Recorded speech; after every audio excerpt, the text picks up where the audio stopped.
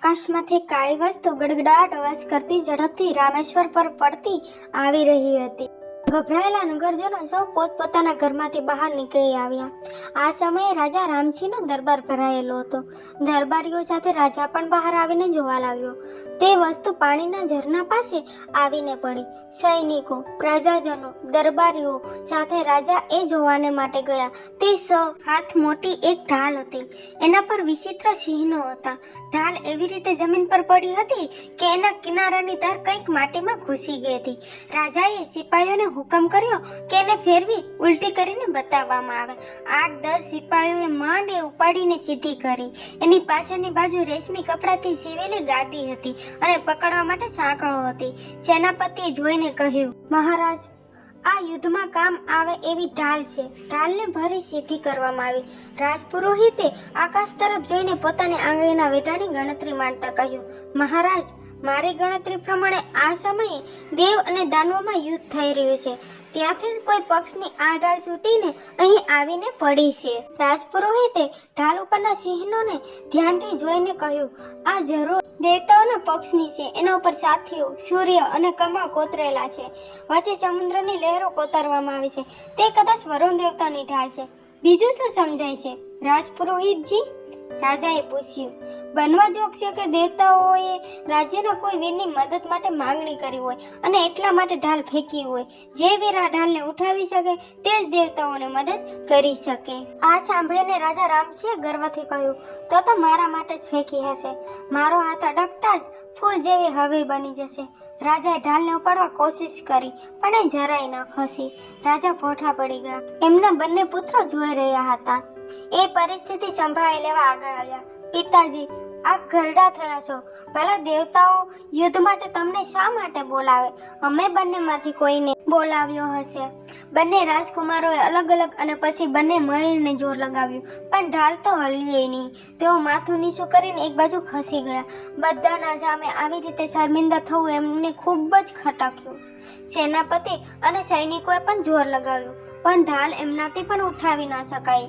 આટલું બધું થયા પછી રાજાએ પ્રધાનને કહ્યું, જાહેરાત કરાવો કે જે વીર આ ઢાળ ઉપાડશે એને અડધું રાજ્ય ઇનામમાં આપવામાં આવશે.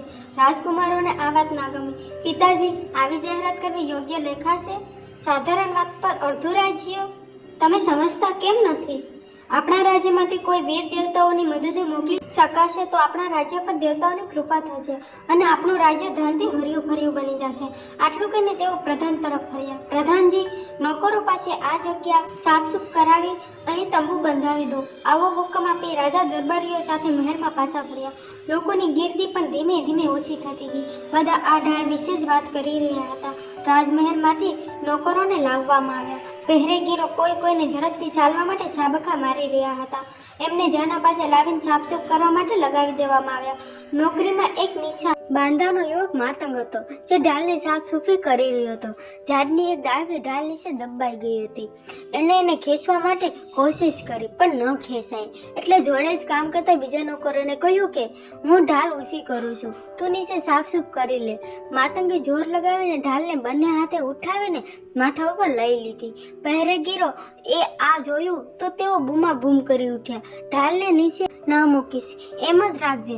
આવું કહીને કેટલાક પહેરેગીરો મહેલ તરફ દોડ્યા. આખા રાજ્યમાં વીજળીની જેમ આ ખબર ફેલાઈ ગઈ કે નોકરે ઢાલ ઉઠાવી લીધી. રાજાની સાથે રાજકુમારોને પણ આ વાતની જાણ થઈ તો તેમના શરીરમાં આગ પ્રસરી ગઈ. એક નોકરની આ હિંમત સેનાપતિને ખૂબ જ ગુસ્સો આવ્યો. બધા દોડતા એ ઢાલ પાસે આવ્યા. ત્યારે રાજા રામજીએ હુકમ કર્યો કે આ નોકર માતંગને ભાલાથી વીંધી કાઢો. કહેવાની જ વાર હતી ત્યાં અનેક ભાલા એના તરફ સરક્યા. માતંગની ઢાલ સાથે ટકરાઈને તૂટી ગયા. પછી તો એના ઉપર તલવારો અને બરછીઓ વરસવા માંડી. ગભરાયેલા માતંગ પોતાની રક્ષા કરતા ઢાલ ઓઢીને ઝરણા તરફ આગળ વધતો ગયો અને પાણીમાં ઉતરી ગયો. ઢાલના કારણે તે ઘાયલ થતા બસી ગયો હતો. સૈનિકો પેલા ઝરણાના પાણીમાં પણ ઉતર્યા અને માતંગની તપાસ કરવા લાગ્યા. પણ માતંગ અને ઢાલનો કોઈ પત્તો ન લાગ્યો. થોડા વર્ષો પછી એક રહસ્યમય જાનવર પેલા ઝરણાના કિનારે જોવામાં આવ્યું, જેની પીઠ પર ઢાલ હતી. એના ઉપર તલવારના ઘાની પણ કઈ અસર થતી ન હતી.